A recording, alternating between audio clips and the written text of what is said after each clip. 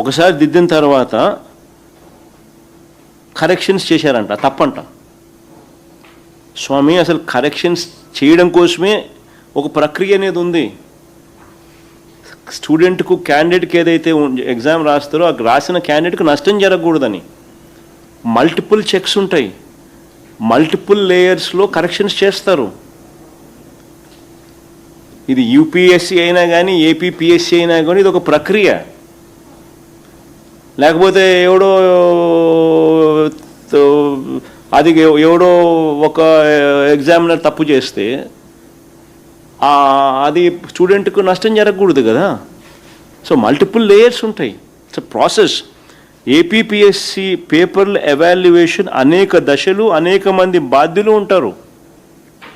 ఒక camp officer ఉంటాడు, ఆయన కింద అసిస్టెంట్ క్యాంప్ ఆఫీసర్ ఉంటాడు, ఆయన కింద ఎగ్జామినర్ ఉంటాడు.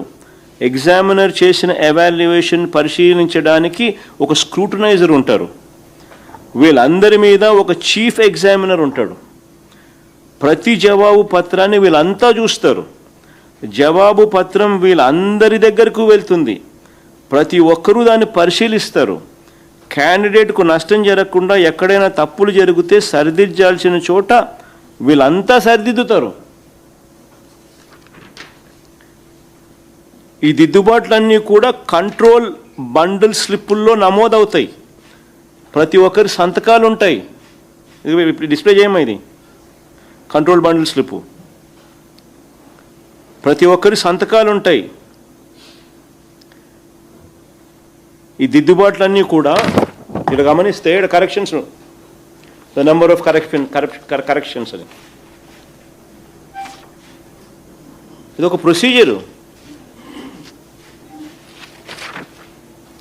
అదే సంతకాలు, signature of the examiner, signature of the chief examiner, signature of the scrutinizer, ఇవన్నీ పెడతారు.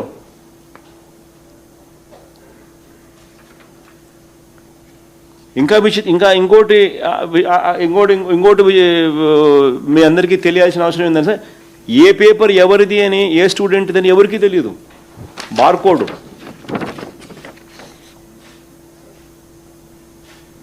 అసలు ఎగ్జామ్ కరెక్ట్ చేసే ఎగ్జామినర్కు అసలు తెలియని కూడా తెలియదు ఈ పేపర్ ఎవరిదని.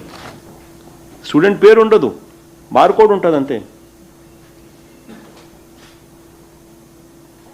మన సీసీటీవీ ఫుటేజ్లు కూడా కొత్తగా యాడ్ చేసినారు.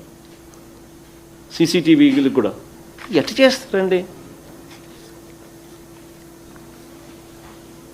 అసలు ఈ దిద్దుబాట్లన్నీ కూడా కంట్రోల్ బండిల్ స్లిప్లో నమోదవుతాయి. ప్రతి ఒక్కరి సంతకాలు ఉంటాయి. సవరణలు అనేవి ఎవాల్యుయేషన్ ప్రక్రియలో ఒక భాగం. ఏపీపీఎస్సీ అయినా సరే, యూపీఎస్సీలో అయినా కూడా. ఇంకా సుప్రీంకోర్టు జడ్జిమెంట్ కూడా ఒకటి ఉంది, అది కూడా చూపించము ఒకసారి.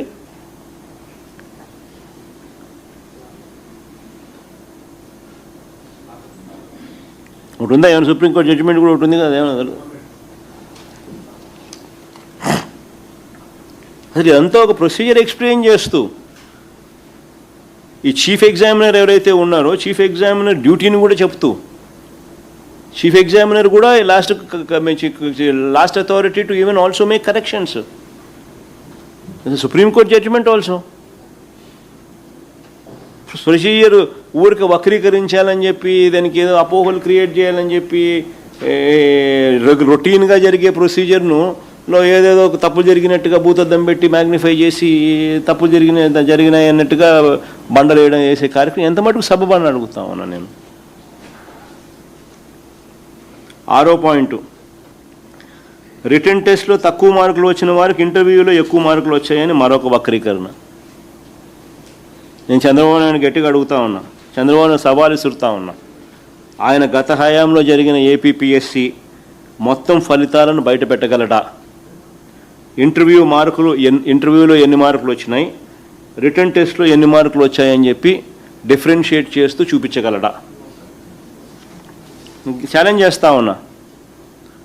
అసలు కథ పూర్తిగా అందరికీ తెలిసిపోతుంది.